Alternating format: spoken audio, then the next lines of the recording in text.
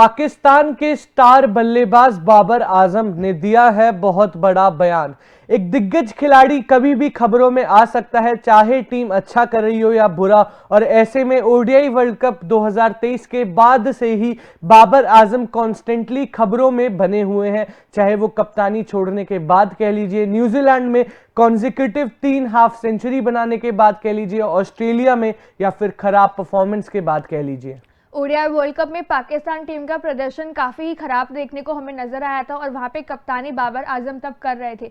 काफ़ी सवाल उनके ऊपर उठे थे, उनकी परफॉर्मेंस के ऊपर भी और साथ ही उनकी कप्तानी के ऊपर भी, क्योंकि उनका इंडिविजुअल परफॉर्मेंस भी हमें देखने को नहीं मिला था। जिसके बाद उन्होंने कप्तानी भी छोड़ी थी। उसके बाद लगा था उनका फॉर्म हमें देखने को मिलेगा, शायद से अब बैक इन द फॉर्म वो आ जाएंगे, पुराने बाबर आजम वाली हमें जो है वो झलक देखने को मिलेगी।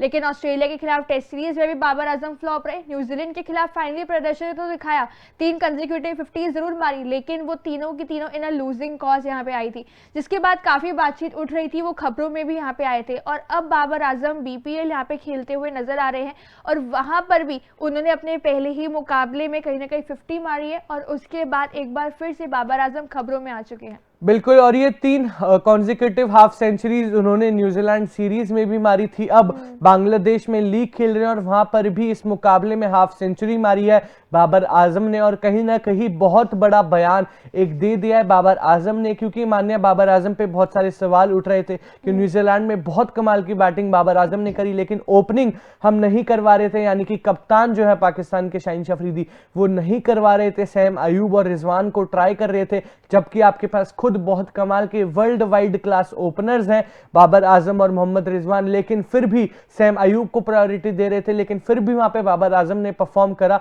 हाँ, लूजिंग पे वहां पे बाबर आजम ने परफॉर्म करा, मतलब हाफ सेंचुरी के बाद भी पाकिस्तान टीम को हार का सामना करना पड़ा। लेकिन अब जब बांग्लादेश की इस लीग में बाबर आजम ने हाफ सेंचुरी मारी है, तो कहीं ना कहीं फाइनली एक बहुत बड़ा बयान दिया है। नजरें डालते हैं बाबर आजम के इस बयान पर। न्यूजीलैंड और यहाँ बांग्लादेश में अंतर है, इसलिए आपको ये मानसिकता रखनी होगी कि आप कैसे खेलना चाहते हैं।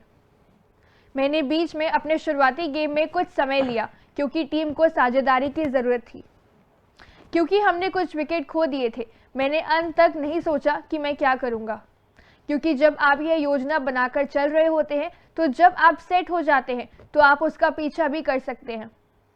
बात सिर्फ इतनी थी कि मुझे परिस्थितियों को समझने के लिए 1 या 2 ओवर देखने थे और बस इतना ही। बिल्कुल, जब आप T20 फॉर्मेट की बात करते हैं तो वहां पे ओपनिंग बहुत इंपॉर्टेंट होती है, लेकिन बाबर आजम जिस हिसाब से हाल फिलहाल में T20 में बैटिंग कर रहे हैं, बहुत ही कमाल की बैटिंग कर रहे हैं। आफ्टर इतने सारे लॉस, ओडीआई वर्ल्ड कप 2023 बेकार गया, ऑस्ट्रेलिया सीरीज 3-0 हार के आए, वहां पे बैट से कुछ खास प्रदर्शन नहीं आया। लेकिन उसके बाद इकलौता T20 फॉर्मेट था जहां पे पाकिस्तान टीम थोड़ा बहुत परफॉर्म कर पा रही थी। एंड पाकिस्तान टीम का तो डाउनफॉल वहां भी दिखा हमें, न्यूजीलैंड सीरीज में भी।